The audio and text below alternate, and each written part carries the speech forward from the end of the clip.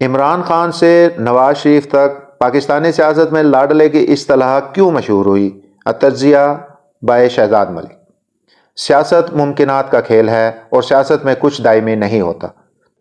یہ مثل پاکستان کی سیاسی تاریخ پر پوری اترتی ہے۔ پاکستان کی 76 سالہ تاریخ میں کئی ادوار آئے اور گزر گئے، مگر ان تمام میں کچھ چیزیں مشترکہ دکھائی دیتی ہیں، چاہے وہ کسی فوجی ڈکٹیٹر کا دور ہو یا منتخب حکومت کا۔ ملکی سیاست میں نظریہ ضرورت اور اسٹیبلشمنٹ کا اثر و رسوخ غالب نظر آتا ہے۔ کبھی عدلیہ نے کسی منتخب حکومت کو چلتا کیا تو کبھی کوئی فوجی سربراہ وزیر اعظم ہاؤس کی دیواریں پھلانگتا ہوا اندر چلا آیا۔ اسی دوران گزشتہ ایک دہائی کے دوران ملکی سیاست میں ایک نئی اصطلاح لاڈلے نے جنم لیا۔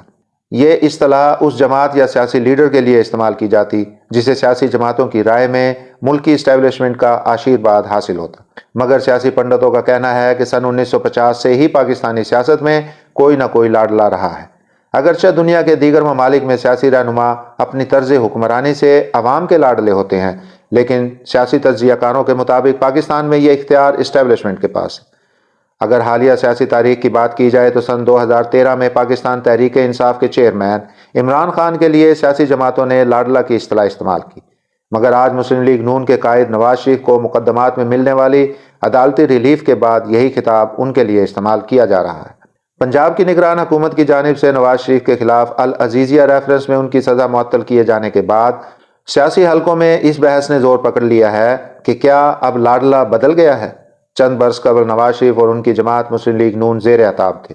پاناما کیس میں سپریم کورٹ کے لارجر بینچ کے حکم پر ستمبر 2017 میں مسلم لیگ نون کے قائد میاں نواز شریف کے خلاف اسلام آباد کی احتساب عدالت میں 3 ریفرنسز دائر کیے گئے اور نواز شریف اپنی بیٹی مریم نواز اور داماد کیپٹن ریٹائرڈ صفدر کے ساتھ پیشی کے لیے آتے تھے۔ میاں نواز شریف، مریم نواز اور کیپٹن صفدر عدالت کا وقت شروع ہونے سے 15-20 منٹ قبل ہی کمرہ عدالت میں پہنچ جاتے اور جج کی آمد کا انتظار کرتے، کیونکہ ان کے وکلاء کے بقول خدشہ یہ ہوتا تھا کہ اگر وہ دیر سے عدالت پہنچے تو اسی بنیاد پر ان کے ناقابل ضمانت وارنٹ گرفتاری نہ جاری کر دیے جائے۔ نواز شریف اس وقت تک عدالت میں بیٹھے رہتے جب تک اس دن کی سماعت مکمل نہیں ہو جاتی تھی۔ عدالتی سماعت کے بعد نواز شریف میڈیا سے گفتگو کرتے اور اسٹیبلشمنٹ اور اعلیٰ عدلیہ پر کھل کر تنقید کر کے اپنے دل کی بھڑاس نکالتے۔ ان ریفرنسز کی سماعت کے دوران قومی احتساب بیورو نیب کے پروسیکیوٹرز نواز شریف کی مبینہ کرپشن سے متعلق دلائل دیتے اور یہ ثابت کرنے کی کوشش کرتے کہ سابق وزیر اعظم سے بڑا بدعنوان سیاستدان پاکستان کی تاریخ میں نہیں ملتا، اور انہی دلائل کی بنیاد پر میاں نواز شریف کو 3 میں سے 2 ریفرنسز میں سزائیں سنائی گئیں۔ مگر تقریباً 6 برس کے بعد وطن واپسی پر جب نواز شریف احتساب عدالت کے اس جج محمد بشیر کی عدالت میں بطور ملزم پیش ہوئے جنہوں نے سن 2018 میں انہیں ایون فیلڈ ریفرنس میں 10 سال قید کی سزا سنائی تھی، تو اس مرتبہ وہ وقت سے قبل عدالت آ کر جج کا انتظار نہیں کر رہے تھے، بلکہ جج ان کی آمد کے منتظر تھے، اور جیسے ہی وہ پارٹی رہنماؤں کے ساتھ کمرہ عدالت پہنچے تو انہیں فی الفور حاضری لگوا کر جانے کی اجازت دے دی گئی اور باقی کارروائی ان کی عدم موجودگی میں پوری ہوئی۔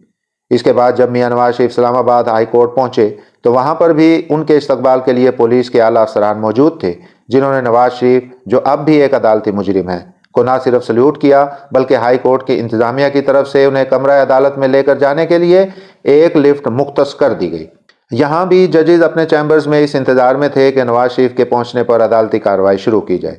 نواز شریف کو اسلام آباد ہائی کورٹ کے چیف جسٹس کی عدالت میں اس دروازے سے لایا گیا جو کبھی بھی سائلین اور ملزمان کے لیے نہیں کھولا جاتا۔ عدالت نے بھی ان کی حفاظتی ضمانت میں توسیع کر دی اور وہ نیب جو ماضی میں ان کی بار بار گرفتاری کی درخواستیں کرتی تھی، اس کے پروسیکیوٹرز کو اب یہ گرفتاری مطلوب نہیں تھی۔ اس سماعت میں ایسے محسوس ہوا جیسے نیب یعنی استغاثہ کی جانب سے کوئی پیش نہیں ہوا، بلکہ تمام وکلاء نواز شریف کی طرف سے تھے۔ نیب کی جانب سے نواز شریف کی گرفتاری مطلوب نہ ہونے کا کہے جانے پر عدالت کو بھی سوال کرنا پڑا کہ چیئرمین نیب سے 2 دن میں پوچھ کر بتائیں کہ کیا وہ ان ریفرنسز پر کارروائی جاری رکھنا چاہتے ہیں یا پھر یہ ریفرنس واپس لینا چاہتے ہیں۔ اب ملکی سیاست کا ایک اور ورق پلٹتے ہیں جہاں حالات ماضی جیسے ہی ہیں مگر کردار تبدیل ہو چکے ہیں۔ کل جنہیں سیاسی جماعتیں لاڈلا قرار دیتی تھیں وہ آج زیر عتاب ہیں۔ آج پاکستان تحریک انصاف اور سابق وزیر اعظم عمران خان نہ صرف قید میں ہیں بلکہ پے در پے مقدمات کی دلدل میں پھنسے ہیں۔ ان کے خلاف توشہ خانہ ریفرنس ہو، سائفر گمشدگی کیس ہو یا پھر دہشت گردی کے مقدمات۔ عمران خان کی اسلام آباد ہائی کورٹ میں پیشی کے وقت عدالت کے احاطے میں پولیس کے علاوہ رینجرز بھی تعینات کی گئی۔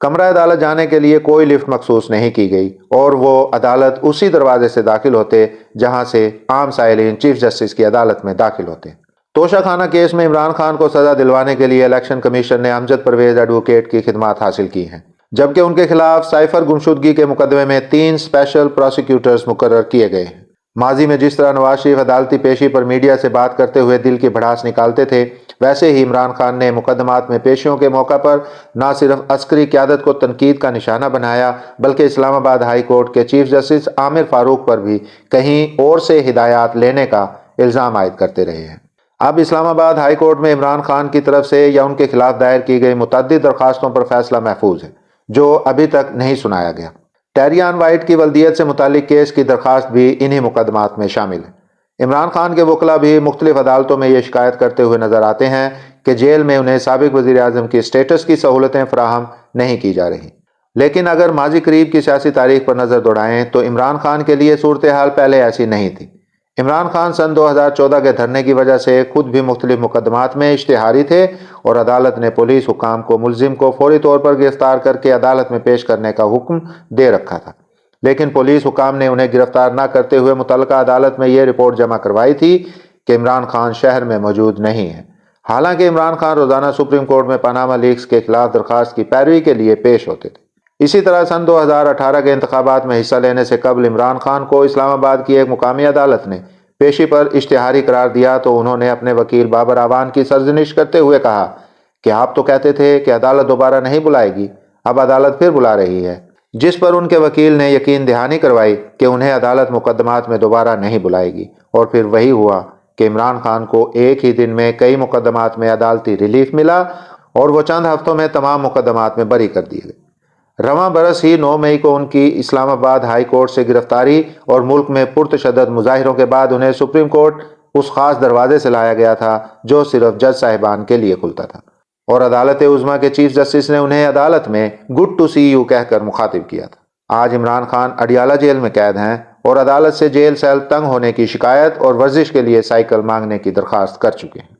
تو کیا واقعی ملکی سیاست میں لاڈلے بدلتے ہیں؟ صحافی اور تجزیہ نگار نصرت جاوید کا کہنا ہے کہ لاڈلے ہر دور میں بدلتے رہے ہیں اور جو اس وقت کا لاڈلا ہو اس کے لیے پریشانی کی کوئی بات نہیں، چاہے اس نے جتنا بھی بڑا ظلم سرزد کیا ہو۔ پاکستان میں بدلتے لاڈلے کا رجحان اب سے نہیں بلکہ یہ ٹرینڈ 1950 سے چلا آ رہا ہے۔ سپریم کورٹ کے چیف جسٹس منیر نے نظریہ ضرورت کو ایجاد کیا تھا جو آج تک برقرار ہے۔ انہوں نے تبصرہ کرتے ہوئے کہا کہ سوشل میڈیا کی وجہ سے اب لوگوں کو اس بات کا احساس ہو رہا ہے کہ کچھ عرصے کے بعد لاڈلے کیوں تبدیل ہو جاتے ہیں۔ نصرت جاوید کا کہنا تھا کہ عدالتی فیصلوں کی تاریخ ایسے واقعات سے بھری ہوئی ہے جس میں ججز کو مینیج کر کے اپنی مرضی کے فیصلے لیے گئے، جس میں ایک ملٹری ڈکٹیٹر کو آئین میں ترمیم کرنے جبکہ دوسرے فوجی عامر کو وردی میں صدارتی انتخابات میں حصہ لینے کی اجازت دی گئی۔ نصرت جاوید کا کہنا تھا کہ جب عمران خان لاڈلے تھے تو ان کو بھی عدالت سے ایسے ریلیف ملتے رہے ہیں جن کی انہوں نے استدعا بھی نہیں کی تھی۔ ان واقعات کو گزرے ہوئے زیادہ عرصہ نہیں ہوا جب لاہور ہائی کورٹ کے جج صاحبان رات گئے تک بیٹھے عمران کے کمرہ عدالت میں پہنچنے کا انتظار کرتے تھے۔ وہ کہتے ہیں کہ جمہوری ملکوں میں سیاستدانوں کے لاڈلے ہونے کا معاملہ تو عوام کے سپرد ہوتا ہے، لیکن بدقسمتی سے پاکستان میں ایسا نہیں ہے، اور یہاں پر سیاستدانوں کو لاڈلا قرار دینے کا اختیار اداروں نے عوام سے لے کر اپنے پاس رکھ لیا ہے، اور یہ اختیار شاید ان سے کوئی نہیں چھین سکتا۔ پاکستان بار کونسل کے سابق وائس چیئرمین عابد ساکی بھی ملکی سیاست میں مقتدر حلقوں کی مداخلت کی وجہ عدلیہ کے فیصلوں کو قرار دیتے ہیں۔ ملک کا عدالتی نظام مولوی تمیز الدین کیس جس میں نظریہ ضرورت ایجاد کیا گیا سے ہی جس تباہی کی ڈگر پر چل نکلا تھا آج بھی اسی ڈگر پر چل رہا ہے۔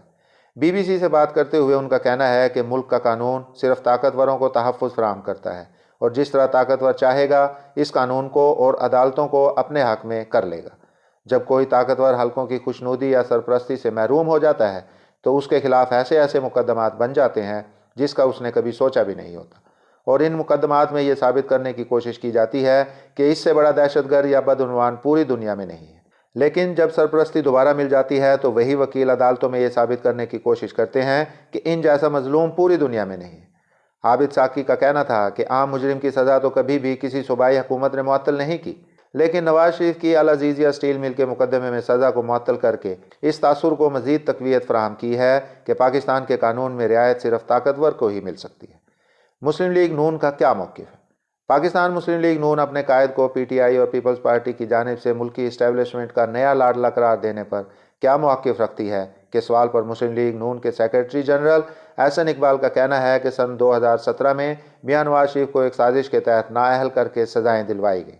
اور اب اگر اس سازش کے مرکزی کردار، جن میں سپریم کورٹ کے سابق چیف جسٹس صاحبان جسٹس میاں ثاقب نثار، جسٹس آصف سعید کھوسہ اور جسٹس عمر عطا بندیال شامل تھے، اب اپنے انجام کو پہنچ چکے ہیں اور عدالتیں ان زیادتیوں کا ازالہ کر کے نواز شریف کو ریلیف فراہم کر رہی ہیں، تو اس کو لاڑلا پن نہیں کہا جا سکتا۔